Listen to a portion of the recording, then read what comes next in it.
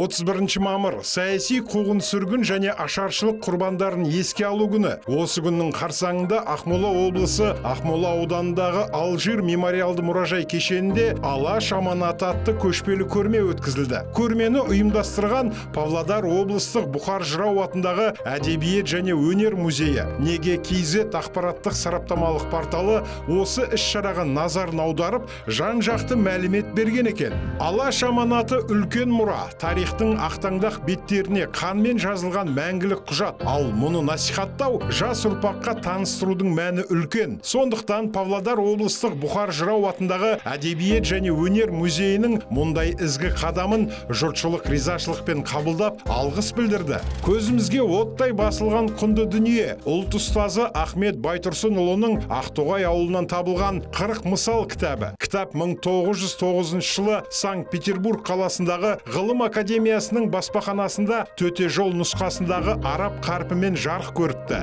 Өкініштісі, кітаптың мұқабасы және алғашқы 16 беті, ал жалпы 63 беті сақталмаған деп келтірген портал. Порталдың жазуынша, көрмеге ертіс баян өңірінен шыққан алашордалықтарға қатысты тың деректер мен жәдігерлер қойылған. Бұл көрмеге негізінен соңғы 3 жылдың көлемінде табылған тың жәдігерлер шығарылыпты. Көрмедегі құнды деректердің бірі Алаш ардақтысы Жүсіпбек Аймауытовтың қолына ұстап оқыған Құран кітабы. Ол 1900 жылы Қазан қаласында басылған. Бұдан бөлек Жүсіпбек Аймауытовтың жатын бөлмесінде ілініп тұрған жасыл түсті сюзане кілемі де көрмеде тұр. Бұл гүлдермен кестеленген текстиль өнімі бұқаралық шебердің қолынан шыққан екен. Сонымен қатар көрмеде қолөнердің де шебері болған Жүсіпбектің өзі ағаштан жасап алған сия сорғышы, сызғышы, қағаз кескіші де бар. Алаш ардақтысы осы әр затының бір бұрышына бейбітшіліктің символын бедерлеп салыпты делінеді портал материалында. Нәзір Төреқұлов бас редактор болған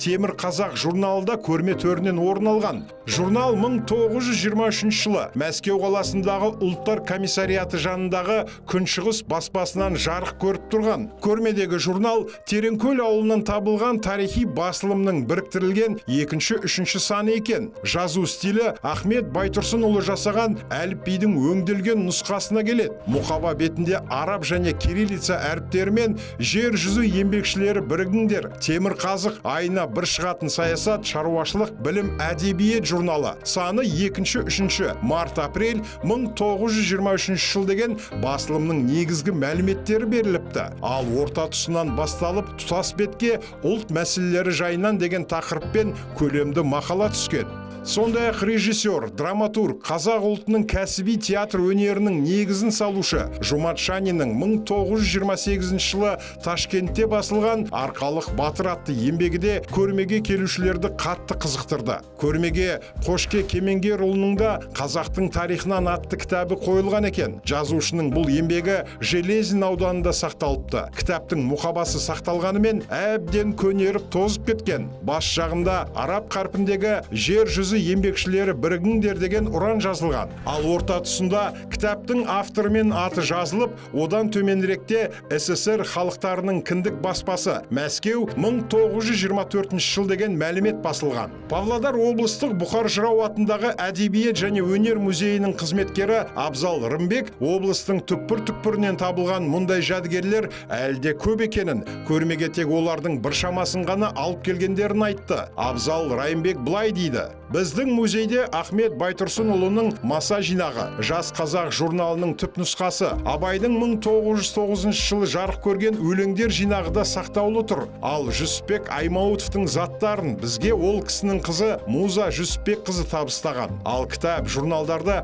өңір тұрғындары сақтап келген. Кеңестік кезеңде көбі арабша хат танымағандықтан, көпшілік оларды атамыздан, әкемізден қалған Құран немесе дінге қатысты кітап деп ойлап, көздің қарашығындай сақтап келген. Бұл түпнұсқа кітаптардың алғашқысы табылған кезде ол жаңалықтарға шығып, кейін бізде де арабша жазылған кітаптар бар деген жерлестеріміздің қатары көбейе түсті. Осылайша бұл тарихи құнды еңбектер құтты орнына әкеліп қойылды. Павлодар облыстық Бұқар Жырау атындағы әдебиет және өнер музейінің Ақмола облысындағы Алжир мемориалды мұражай кешенінде өткізген Алаш аманаты көшпелі көрмесі тарихи танымдық жағынан құнды іс-шара ретінде есте қалары сөзсіз. Өскелең ұрпақтың алаш аманатына адал болып тәрбиеленуі халқымыз үшін аса маңызды. Сондықтан бүгінгі іс-шара мәдени, тарихи бағытта жұмыс істеп келе жатқан барлық мекемелер үшін өнеге болды деп айтуға негіз бар. Арнайы сіздер үшін неге олай бағдарламасы?